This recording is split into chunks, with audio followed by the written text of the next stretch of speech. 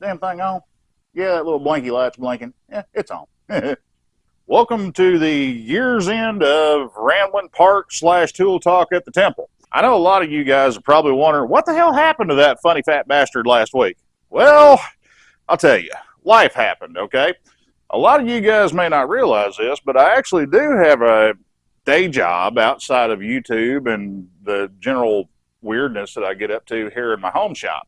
Occasionally you guys see stuff like that, you know, little clips and whatnot, stuff that I shoot at the Ride Factory. Every now and then, you know, I'll share pictures with you, things like that, especially you guys over on the Patreon. You know, you guys have seen a lot of the stuff that I've had come in and out of the shop and some of the weirdness and some of the oddball and one-offs that we've turned out over there. Just to kind of give you the not so sweet and short version, here the last 2 weeks, I have been busy as shit. And I feel bad for that because I miss you guys. I really do. I enjoy doing these videos. I enjoy sharing the time with you guys. I enjoy spreading the knowledge with you guys to try to help you save a little bit of money, try to find you a little bit easier way of doing something without just pointing the money gun at it and pulling the trigger.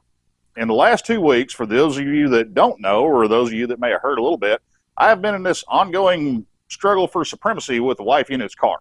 The short and sweet version of it is, let's see here. Let's go down the list, shall we? Full AC system rebuild that required removal of the front clip on the car to where I could gain access to replace the AC condenser, turbocharger, exhaust manifold, transmission service. We did, a little piddly dick shit like a washer fluid pump. That way you get the little on the windshield whenever you pull that little extra stick on the side of the steering wheel.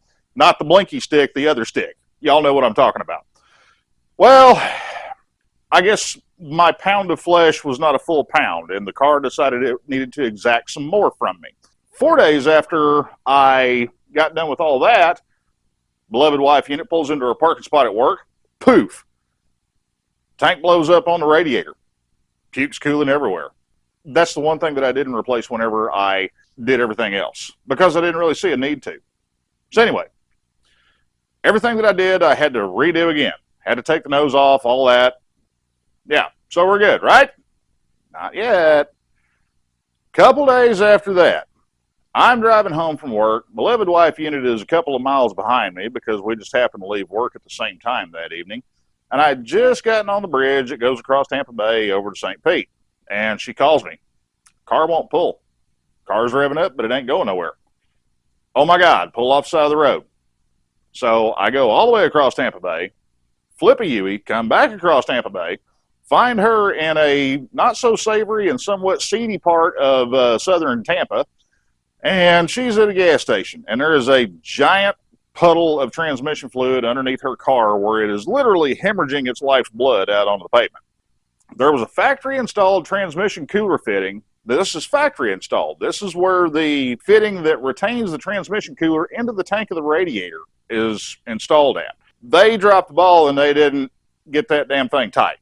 And needless to say, after a couple of days, it worked loose and it sprayed shit everywhere. So the car finally got its final pound of flesh. And the thing is, when you're laying flat on your back in a damn gas station parking lot with a little pissant pocket-sized flashlight trying to see what in the hell you're doing, and only the tools that I keep on my bike with me that are specific to my bike, if y'all will remember, y'all can pretty much imagine what my mindset was. I was going to fix that damn thing or die trying. Well, here I am. Just to appease the automotive gods a little bit, while I was at it, I went ahead and I threw a new radio in her car, and it's big, fancy. It's like an Android tablet thing. Of course, it's cheap. It's from Amazon, so it's probably going to give me all kinds of grief. But so far, it looks cool as shit. It's got a lot more features than the factory radio did. Yeah, it's a gadget to play with because she's nerdy like that, and it appeals to her inner tech nerd. I love you, baby. Really, I do. So, as the fancy French folks say, without further ado, adieu, yeah, adieu, yeah, that's how it goes. Let's dive into this shit, y'all. Let's make up for some lost time, and for me, myself, the beloved wife unit, petty officer squid boy, my fiery, feisty little half-ass midget daughter, my grandson, my son-in-law, Brody the Wonder Mutt, Mama at home, and Shadow the Super Dog. I want to wish each and every single one of you guys a Merry Christmas. I hope you spend it with family and loved ones. A blessed New Year. And let's get 2025 off to a rocket start. Okay, guys? So hang on for the ride. Here we go.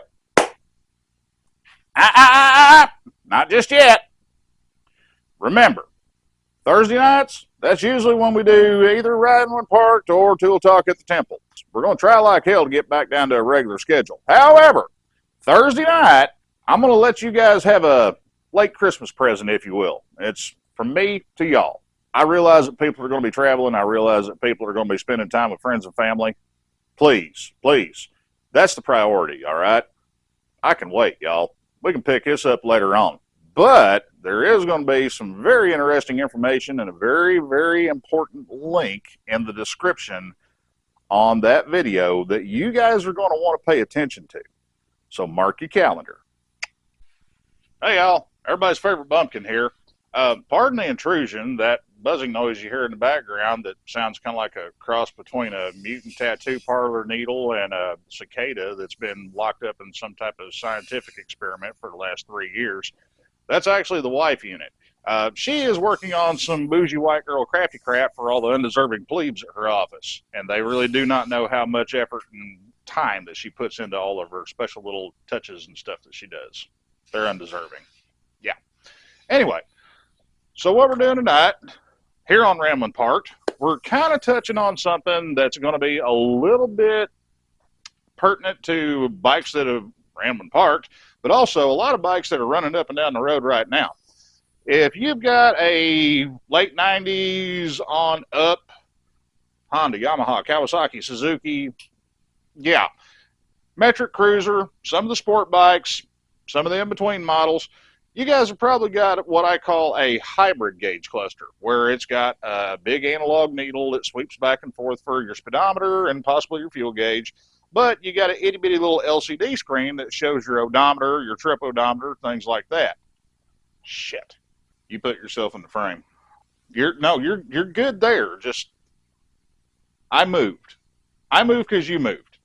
If you've got a metric motorcycle, predominantly cruiser models, but other bikes have them as well, made from, say, the late 90s on up, you probably got what I call a hybrid gauge cluster. Here, let me show you what I'm talking about.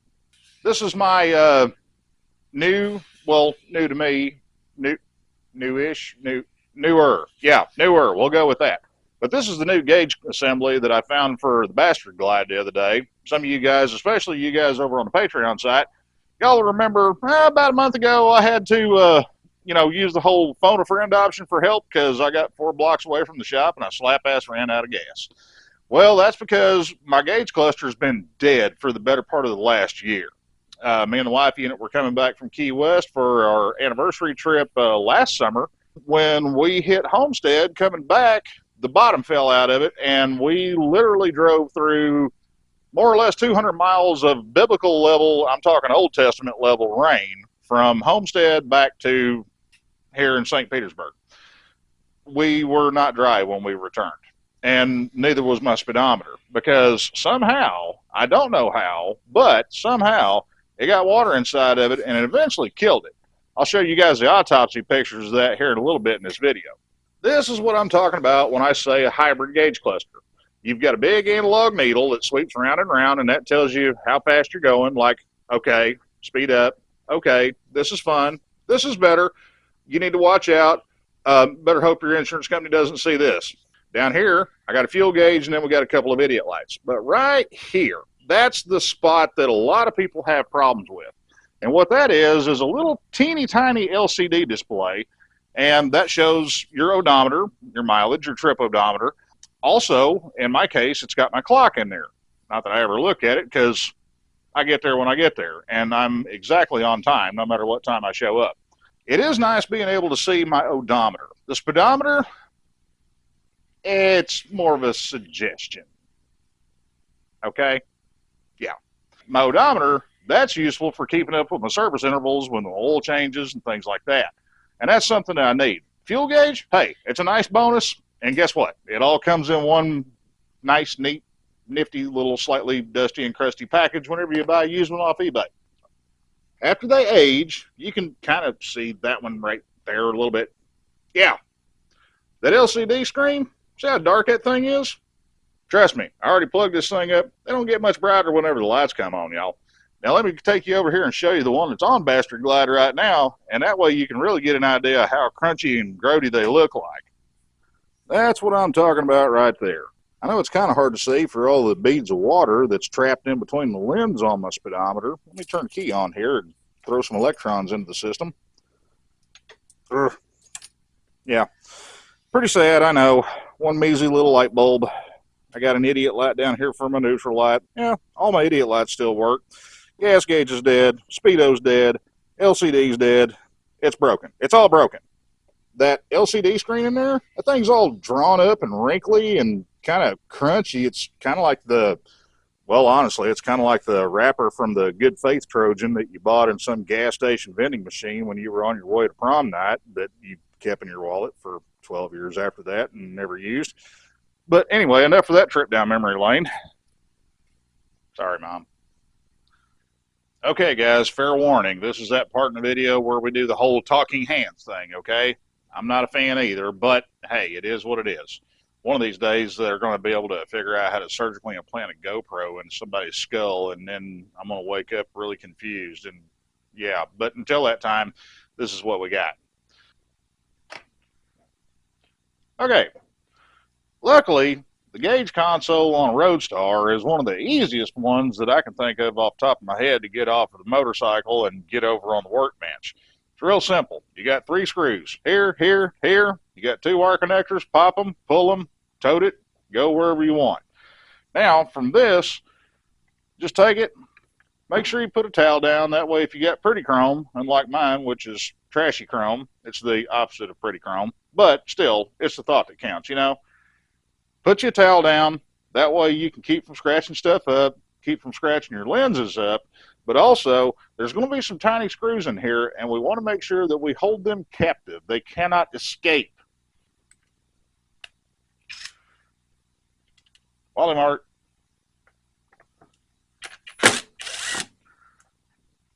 So these screws here, we're going to set these aside because obviously we got to have them for putting the new gauge console or the new gauge cluster into the console here on the tank. Now in my case, this little rubber ring is a trim ring that sits around the face of the gauge cluster, and it fills the gap between the chrome console and the body of the gauge itself. I'm going to keep track of that thing because we definitely need to put it back in there. So here's my old gauge cluster. Here's the aforementioned expired Trojan brand wrapper or LCD screen. That's not exactly the LCD screen itself. What that is that's a polarizing film that's actually laid on top of the LCD screen itself. That way you can see it. Unless they have a polarizing film laid on top of them, you can't hardly see them, especially in daylight. The polarizing film is what draws up and crinkles and darkens and looks like a burnt match at the end of the day. So let's open this sucker up and let's see the carnage on the inside. Besides, I've got some LED lighting in here that is a lot brighter than the stock ones, and if I can scavenge them out of here and make them work in my new one, I'm damn sure going to do it because I kind of got spoiled to those things. It's nice being able to see this shit going down the road instead of having to stare at it. Now, luckily, Yamaha had enough forethought to make the case on this not only easily accessible, but replaceable. So if you have a boo-boo, if you get a cracked lens, something like that, you don't have to replace the entire speedometer. You can buy just the case or just the outer lens. In my case, no pun intended, it was cheaper for me to buy a used speedometer assembly than what a new one was going to cost, because a new one, well, let's just put it this way. The kind of numbers they were wanting for a new one were not the kind of numbers that I wanted to part company with. So we got the wire retainer off, and at this point, we can separate the halves of the case. Oh, forgot about that. This grommet here at the bottom actually helps marry the 2 halves of the case together. So we got to pop that guy out. There, he's gone. Sit tight.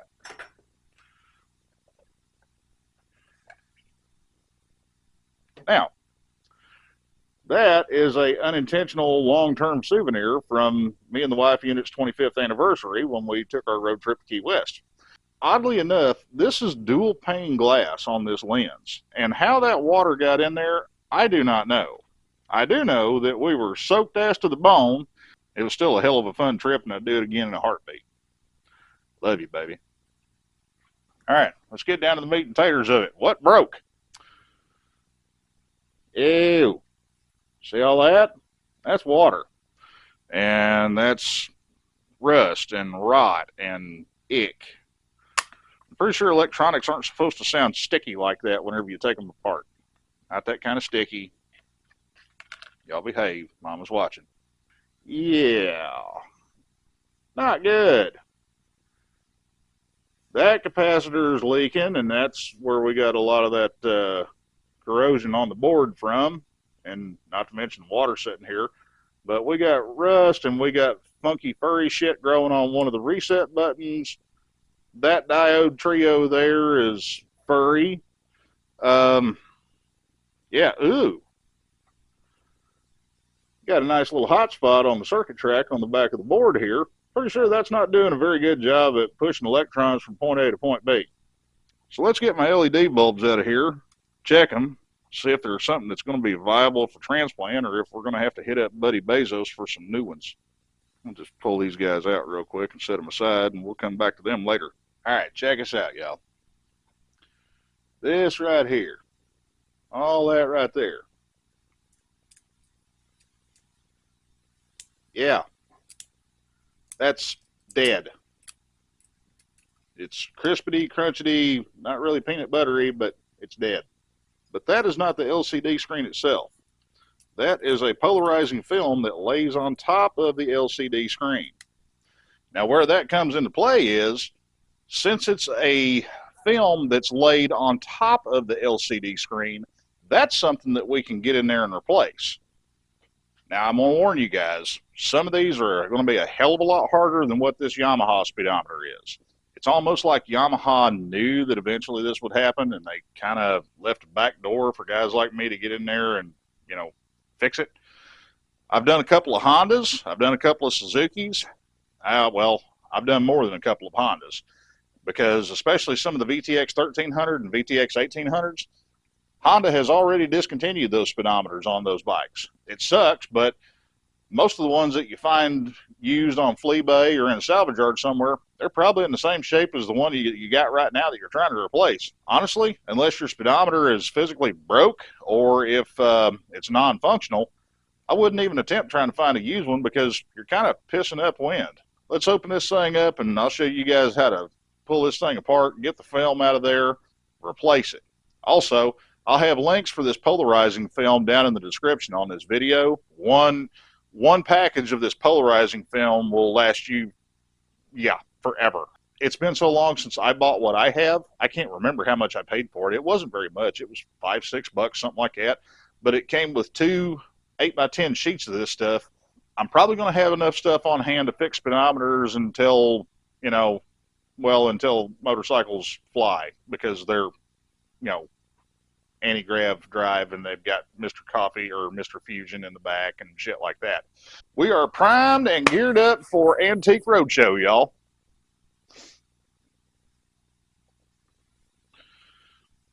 Okay, new victim. Let's open him up here. Ooh, that's not a good sign. There's a water stain inside the housing on this new used speedometer. Hopefully we don't have any rot on the board. Thankfully, no, we don't. We are clean and clear, 5x5, and good to go down here, y'all. Whew. That had me nervous. Now, full disclosure, I know this unit works because I plugged it into my bike real quick whenever I got it, just to where I could function test it. That way, if I did have a problem with it, I could get a hold of the guy on eBay that I purchased it from and say, Houston, we have a problem.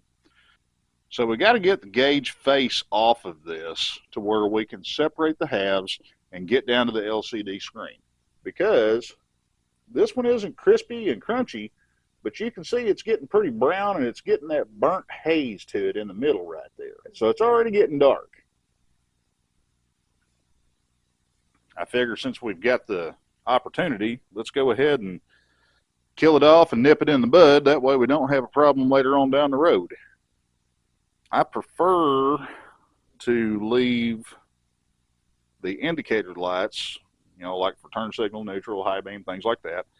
I prefer to leave those as a regular incandescent bulb as opposed to putting an LED in them, because the LEDs that I found for these stupid small micro size itty bitty T1 bulb bases, they're ridiculously bright.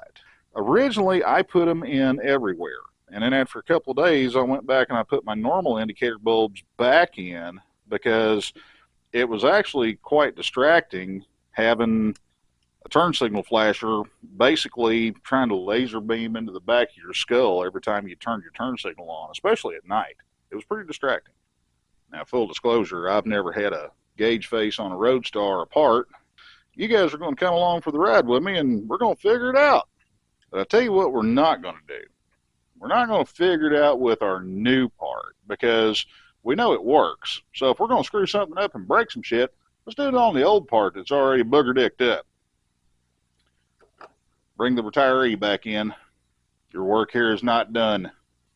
Okay. What to do? Ah! No, don't do that. There's a time and a place for everything. Now, right now is a time for finesse and being gentle and thinking things through. The typical Cro-Magnon Hulk smash mentality does not apply here, y'all. I'll start out by taking these screws off the gauge face itself. Make sure you get you a screwdriver that fits properly. In this case, these are number 1 Phillips. And as much as I love using it for 99% of everything, power tools, nah, they're going to go over here. We're doing this old school. Do it by hand. That way you can be gentle. It's her first time. All right, that's a good sign.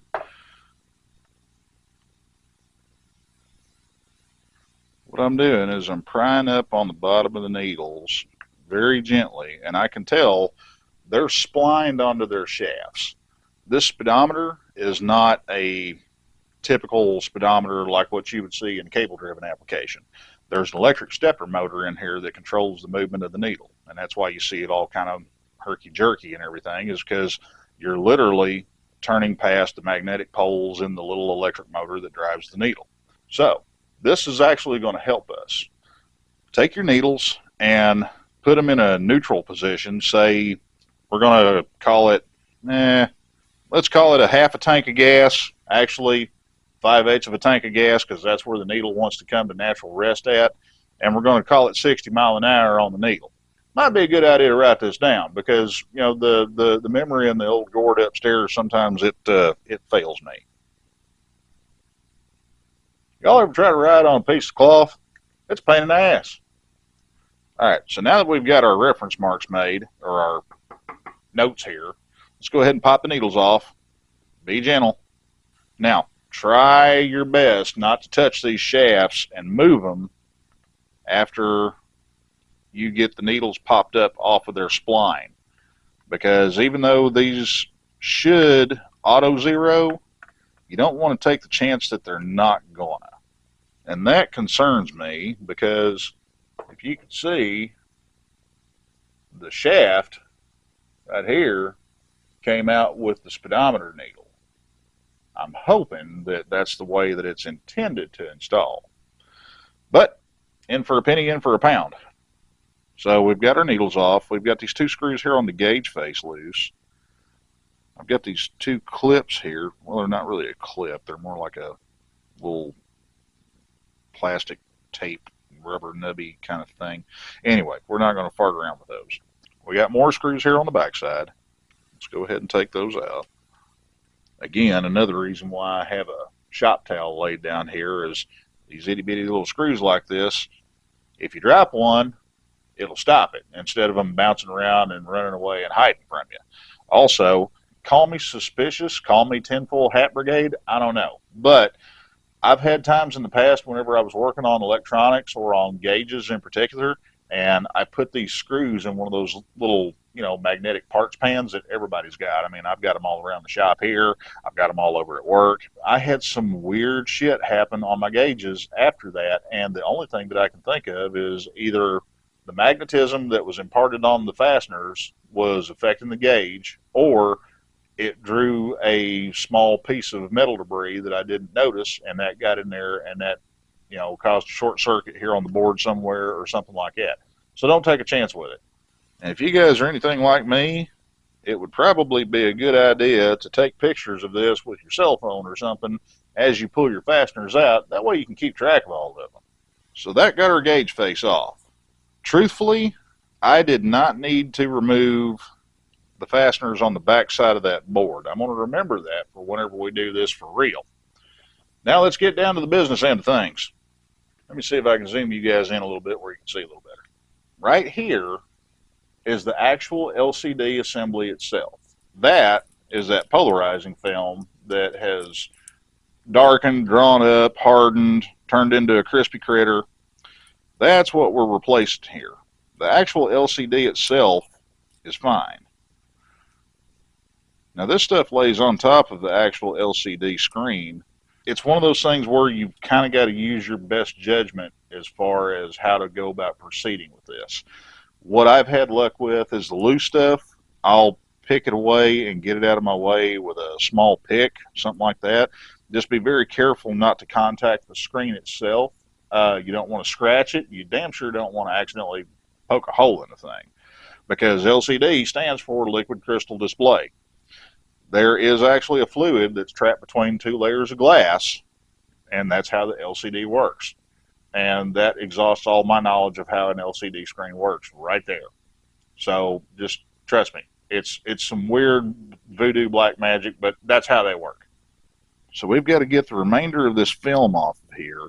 Now around the outer perimeter of this LCD, there's a foam ring here, and I'm assuming that that's meant to be a light shield and also a weather shield to isolate the LCD screen from the backlighting here on the remainder of the gauge. As you can see, that stuff has gone the way of the dodo bird. It is not in a happy place, but that's okay, because this is our guinea pig, and we are using this as a learning tool. So what I like to use for doing this stuff, these little cheap throwaway snap-off razor blades that they sell at pretty much anywhere and everywhere, except for the gift shop at your local airport for obvious reasons. I like using these as a scraper, cutting tool, whatever you need it to be, but take it, lock the blade down, and you can use that for digging that foam out of there. And once you dig that foam out of there, I forgot to tell you guys at the start of this, if you don't have an air compressor, or even if you do have an air compressor, if it's kind of gung-ho like mine is, might be a good idea to spend a couple $4 and invest in a can of that, spray computer duster stuff like you buy at Walmart, because we're dealing with some pretty small and delicate stuff here, and you want to be able to make sure that you got all the debris cleaned out of it and get all the junk out. But you don't want to go overboard with a big boy sized air compressor like what I have and accidentally blow something vital off into Never Never Land. By the way, you guys that have got Honda Goldwings, Yamaha Ventures, Kawasaki Voyagers, if you're one of the fortunate few to have an old school Suzuki Cavalcade, this same procedure is going to be pertinent for you guys, because guess what, y'all? Those bikes have problems with the LCD screens in them as well, and you guys have got a lot more of them than what I'm dealing with right here. Bring you some snacky snacks, maybe a juice box or two, comfy chair to sit on, because if you decide to take it on, you're going to be there for a little while. But trust me, the money you're going to save on this is well worth it. Okay, gang, I'm back. Sorry, I had to take a slight pause where I could go grab a cup of happy anti-murder adulting juice. It's a social lubricant, That, and also I ran into the house and I stole some Q-tips from the wife unit's medicine cabinet. What? Yeah. Where were we? Oh, yeah. We were trying to figure out how in the hell to take this damn thing apart. One thing I noticed, and I got to thinking about it while I was off camera, This frame that supports the polarizing film for that LCD, it's held in on the back side of the board here with these little bendy tabs. So let's unbend the bendy tabs real gentle like and see if we can get that frame out of there, because if we can, that's going to make life a whole lot easier for us. Now remember, this is a printed circuit board, so you want to be careful not to scratch anything on the backside of it, because if you accidentally break a circuit track in there, your gauge isn't going to work right. Good Lord, your tape is noisy, woman. Beloved wife unit over here doing bougie white girl crafty crap. We're trying to do some serious stuff here, babe. I just got the look, y'all. So we've got that frame moving. Let's see if we can go ahead and lift her up out of there. So that frame is out of our way. That frame also supports the LCD itself. And that's where things get kind of sketchy, because that LCD is a very delicate critter. I've never done one of these on a Roadstar before. Did I mention that whenever we started this? Well, I guess now's as good a time as any to figure it out. But the good thing is we're figuring it out on basically a cadaver, if you will. All right. This is a goof on my part. This ripply, wavy looking stuff that I'm seeing here that I thought was a layer of film, it's not. That is the adhesive off the back side of that polarizing film. There is an adhesive layer to that stuff. That's all the glue goo, if you will. I know rubbing alcohol is safe for these things, but while we got it here, we might as well do a little bit of experimenting. Let's try something that's got a little more ass to it, like acetone or denatured alcohol, something along those lines. I know the rubbing alcohol will break the glue down. It just takes a little while. You just got to be patient with it. And yeah, you see all the black schmoo that's on that Q-tip from no more rubbing than what I've been doing on it? That's the adhesive residue that's coming off of this thing. Now, to be able to do this successfully, you've got to get all that adhesive residue off, because you want it to be a clear view underneath there. Like I said, we're using this as a test mule, y'all. Let's get a little more alcohol on there just to try to loosen this stuff up. And it's doing a pretty good job of it so far. Yeah, it's breaking it up quite well. All right, guys, you know what? Enough of the bullshitting around, okay? We figured out how the thing comes apart. We figured out what we got to do to get down to it to where we can replace that polarizing film. What the hell? In for a penny, in for a pound? Let's go for broke and let's do the real deal. Clear the plate here. So let's take all of our old parts that we know we're not going to be reusing from our old speedometer, and let's cast them aside like the used up and forlorn and forsaken bits and bobs that they are. Okay, this is for all the marbles. Let's find a neutral position for our needles. We're going to stick with our 5/8 mark because that's consistent from this gauge to the original. The speedometer needle itself is doing the same thing. So let's pop the needles up off there. Gentle. Be gentle. I've never done this before.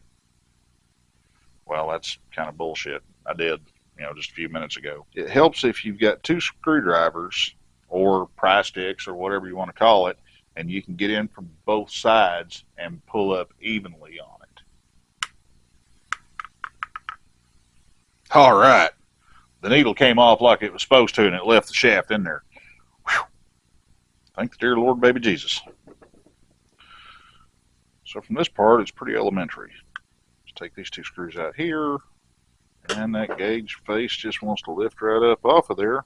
Yeah. I'll set him aside in a safe place. And there you can see the film on this one.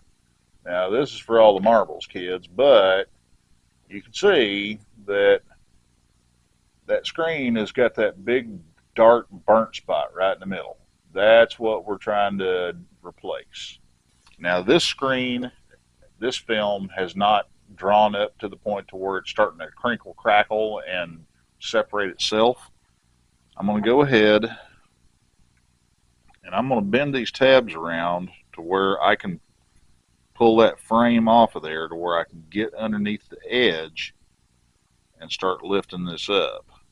If it's not, you know, all wrinkly and blistered up, it helps to go to the very outer edge of this to where you can catch an edge of it with a utility knife, razor blade, whatever, and start there. That way you can start working it up pretty gentle. And as you get a corner of it lifted up, you can take a Q-tip that's wet with alcohol and dab it and kind of pull on it, and it'll help it peel up a whole lot better. Because doing it like that, you reduce the risk of damaging the LCD and the gauge cluster itself tremendously. Come on, baby, just a little bit more. This one's got a slight case of separation anxiety, so bear with me, guys. And primarily, my main goal with this, functional speedometer and gas gauge. This one is put together a little bit differently than what I'm accustomed to seeing on Hondas and other Yamaha and Kawasaki models. The whole back side of this, part of the digitizer, which is what actually makes the digital display show up, it is removable. That being said, we're still going to proceed extremely cautiously, but we're going to go ahead and remove that. We are going to see if we can make this thing work like it's supposed to when it's all said and done, when it goes back together. Because I am in uncharted territory here, folks, because you guys are seeing it as I'm seeing it. And I am definitely seeing this for the first damn time. But then again, you also got to take in consideration that I have absolutely no formal electronics training whatsoever. And I've always tend to have been one of those type of people where whenever I see something that says no user serviceable parts inside, I kind of take it as a personal challenge.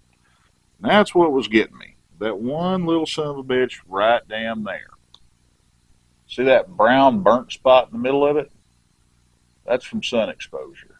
And what happens is as the UV rays beat up that film on that polarizing film, it darkens. And it drowns out the LCD display that's underneath the polarizing film. So since mine is in one piece and it's not crinkled up, I'm going to try really careful like to get an edge lifted up here to where I can start on pulling that film off. Let me zoom you guys in to where you can see what I'm doing here, because if I fuck it up, I want y'all to have ringside seats. What I did is I took my razor and I got underneath this edge right here and I just got it to start lifting.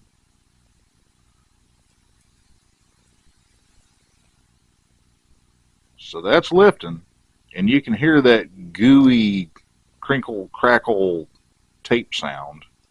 That's from that polarizing film coming up. Oh, there it broke right there. As this stuff ages, it gets extremely brittle, and it may not come off in one piece. That's okay, just as long as we get it off.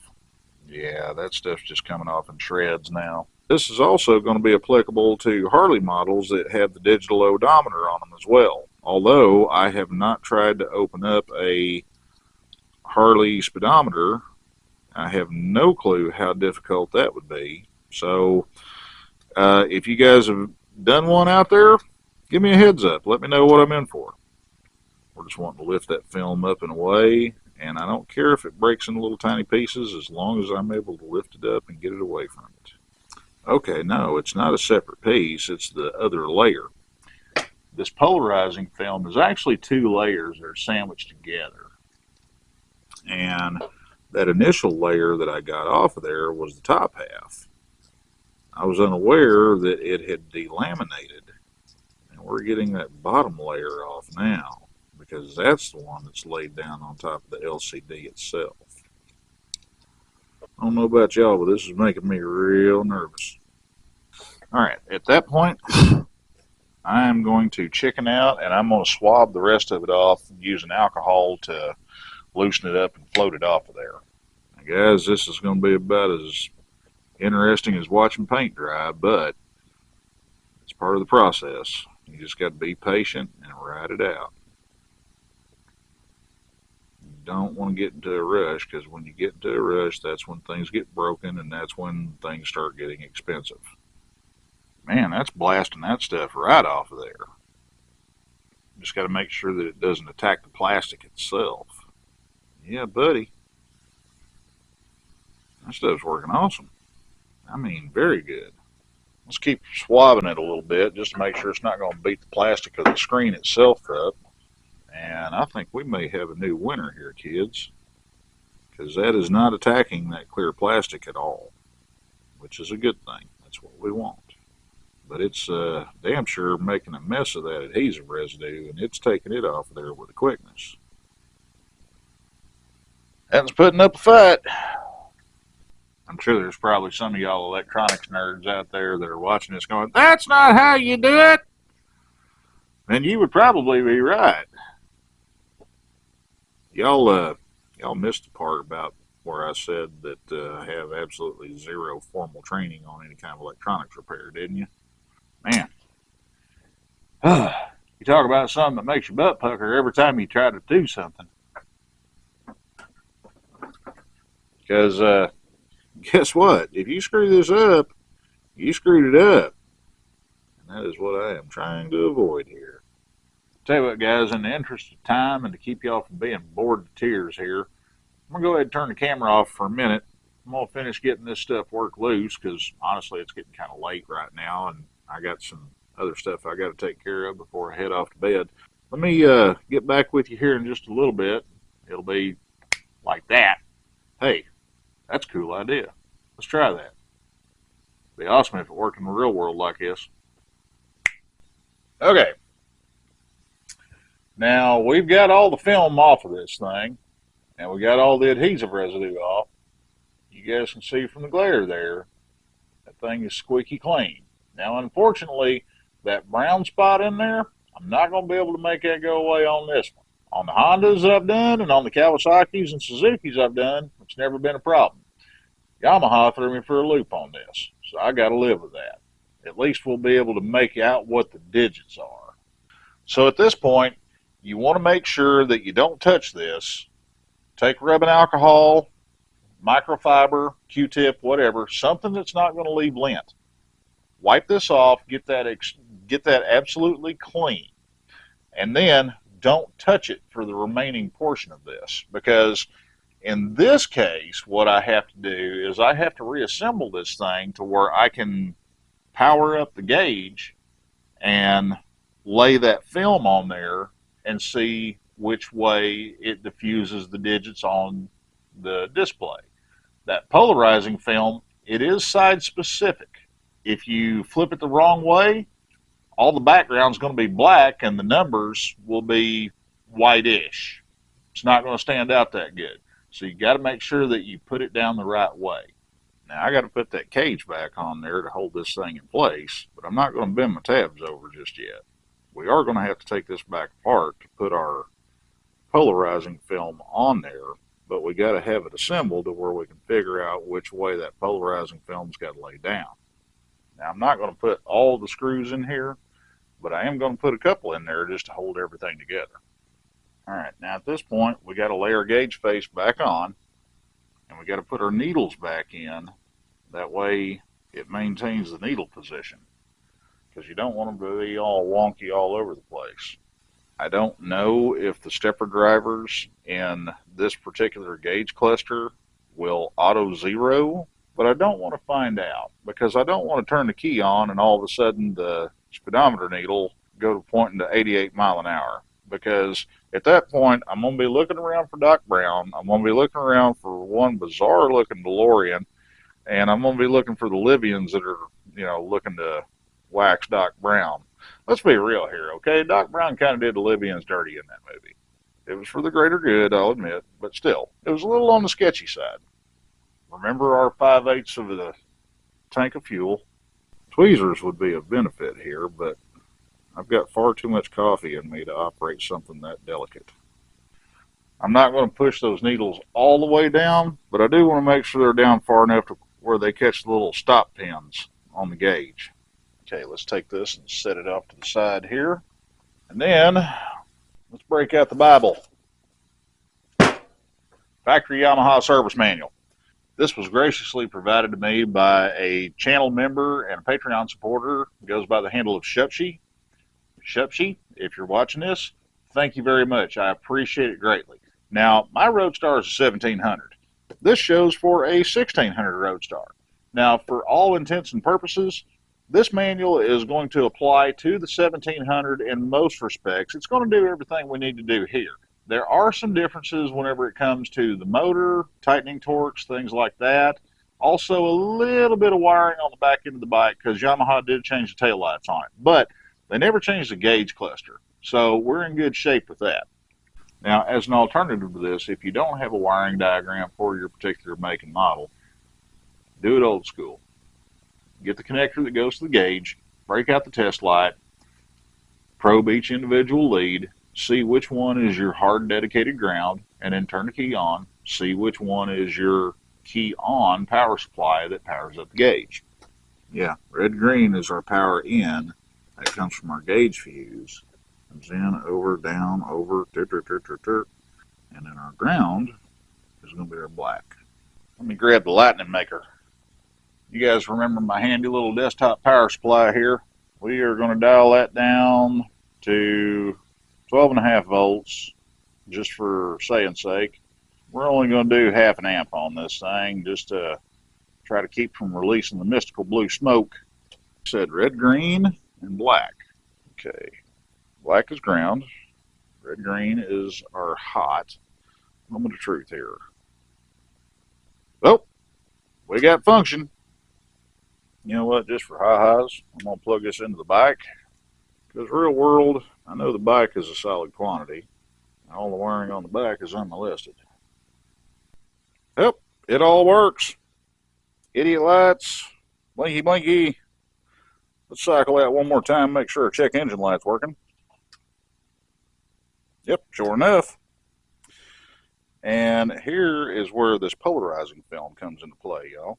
Now, I don't know how well y'all can read that. Actually, I can't even see it at all here in the viewfinder of my camera, but all the background of that is black, and the numbers are highlighted white, you know, kind of like on some of the new Honda stuff. That's not what we want. So let's flip it around the other way, and hey, we can see our numbers normal now. Sorry guys, the camera's just not going to pick that up, and I apologize for that, but we know where we need to be.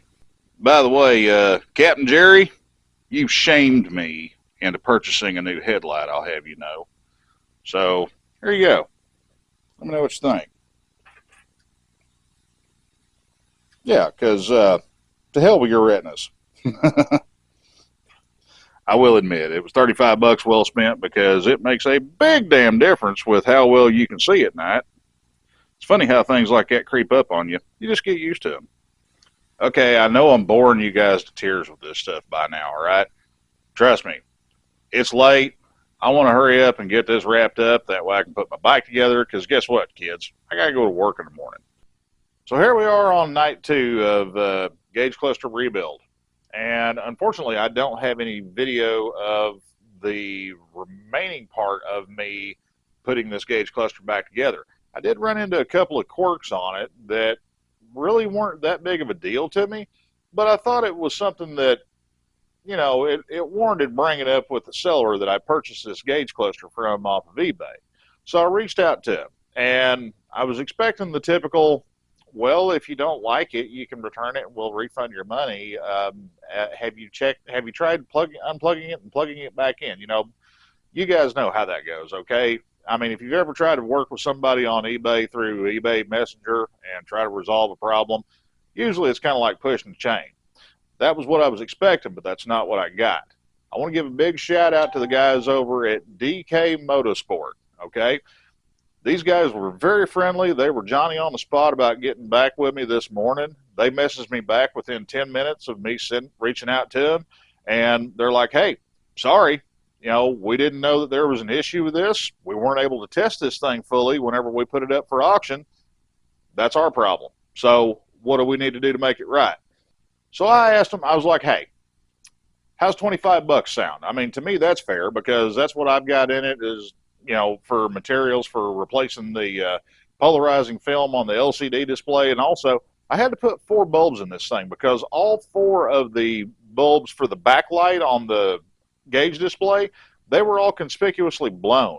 And typically that's something that you see happen on Roadstars whenever they have a voltage regulator failure, because a lot of times on roadies, not all the time, but quite often, whenever the voltage regulator on a roadie checks out, instead of not charging, they go the opposite way. They will overvolt. My bike did that right after I came to own it, and at one point I saw it pushing about 17.5 volts back to the battery. Not good. Bad things happen whenever they get too much juice. So, yeah, ask that dude on that Electro Boom channel. He'll tell you all about it. Like I said, DK Motorsport, eBay, that's their seller ID. If you need something for a bike that you're trying to keep on the road or trying to put back on the road, check these guys out because they're the real deal, okay? Very accommodating, very straightforward. They're like, hey, this was a mistake on our part. We're going to own it. I hit them up for 25 bucks. They did me one better. They threw an extra 10 on there just for my trouble. I appreciate it. I really do. Now, you guys know me, okay? We don't do sponsorships here. We don't do plugs. We don't do that whole buddy, hey, you scratch my back, I'll scratch yours. The thing is, I feel that it is very important to recognize good service, good customer service, and a good outlook as far as how you take care of the people that take care of you, all right? These guys are getting it done. If you need some parts, check them out. It's worth the time to dig through their eBay listings because they got quite a few of them right now. Give them a look, all right? Because they got a big-ass inventory. They got a lot of listings. Thing is, the stuff they've got, it's not junk. It's usable. It's in very good condition, especially for what it is, and they got it at a really good price point, too. So don't think that they're just your typical eBay seller, fly-by-night, hey, we got a motorcycle chop shop in our backyard. See, the thing is, that bothers me because whenever you put a stereotype on somebody, you're not really getting a good read on who they are as a business or who they are as an individual. And, I mean, hey, y'all look at me, y'all take a listen, all right? I mean, I'm kind of a walking stereotype. So, sometimes you don't exactly get what you're expecting. Now, other times,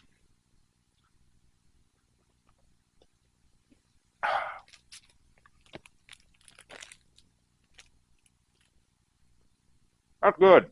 Okay, gang. Now, I don't have any video of me putting the gauge cluster back together on this thing. Unfortunately, it was getting real late, and I was kind of getting frustrated because I was tired, I was cranky, I was caffeine deprived, and I needed a juice box. About 1 o'clock in the morning, I had to get something done because I had to hop on my bad motor scooter and ride to work this morning. So, yeah, it was kind of thrash mode.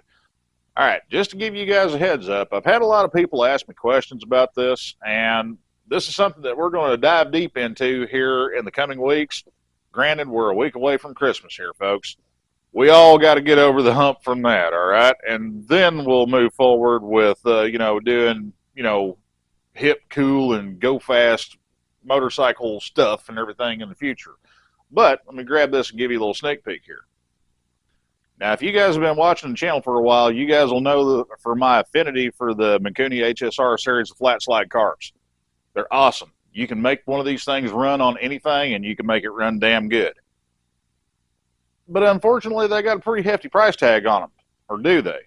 So what we're going to do, we are going to see if the Buddy Bezos clone of a Mikuni 42 mil flat slide will stack up against the genuine article. Spoiler alert here, I can tell you right now with absolute certainty, they most certainly can, because I got one running on the Bastard Glide right now that's been on there for over a year, and it actually runs better than the genuine Mikuni HSR flat slide that I started out with when I did my conversion.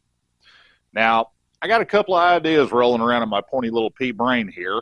And I thought, you know, as cheap as I can buy these carburetors now, let's just take our time, play around with it, Frankenstein it a little bit. That way it gives me a chance to start out with a nice fresh carb on the bench to where I can prototype the mods that I've got in mind for this thing and not, you know, have to carpool with wifey in it, because don't get me wrong, I love her dearly, but we don't coexist in the same vehicle during a workday well at all. Like, at all. 45 bucks off Amazon. Is it worth a damn? Well, I'm going to show you. So you guys are going to have to sit tight, but this is going to be a multi-part series on this particular carb, and this is the way it is out of the box. We're going to take one piece and make it into a lot of little bitty pieces, and then it's going to become one piece with some add-ons, and then it's going to go on the Roadstar, and then we're going to make it run, and make it run damn good. All right, guys, heads up, just putting it out there. Next week is Christmas. All right, gang, here's the deal. Next week's Christmas, okay? I know we all got family that we either choose to or choose not to spend time with. Whatever, babe, you do you, okay? I'm not going to tell you what to do. I'm not going to tell you who to do it with, but you do you, and you do what makes you happy, and you do what feels right.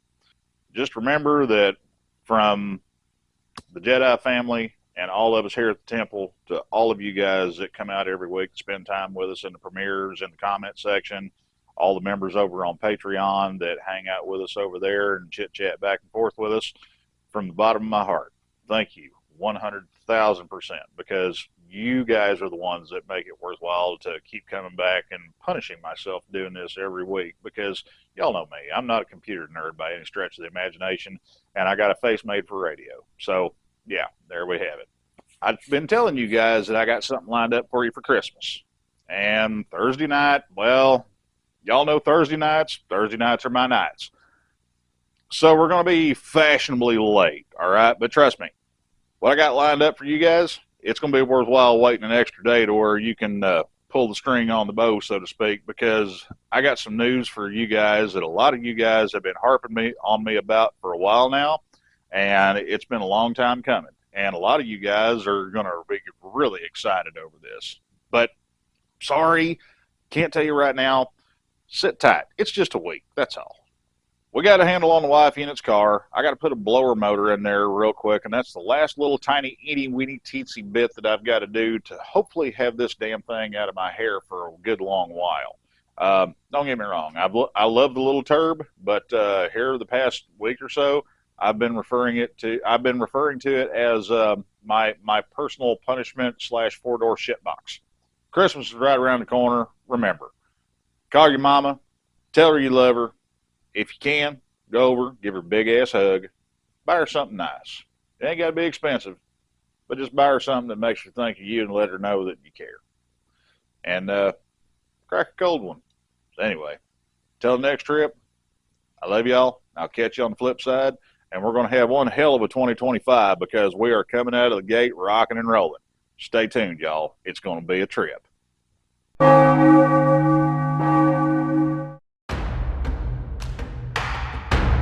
Force will be with you, always.